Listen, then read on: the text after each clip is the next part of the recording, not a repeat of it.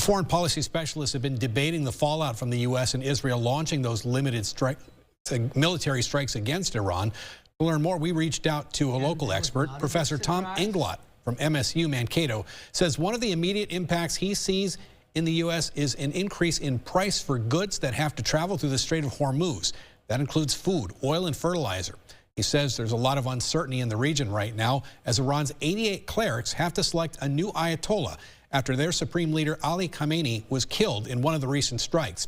That process could face additional complications as some of the voting officials have also been reported killed from recent Israeli strikes. Inglot says depending on who's selected to replace Khamenei, it's hard to say how long the war would last.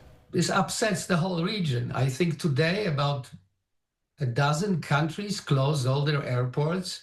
All American citizens from the region are expected to leave as an emergency precaution, so people are evacuating. Over the past several days, the State Department says over 9,000 Americans have already evacuated from the Middle East.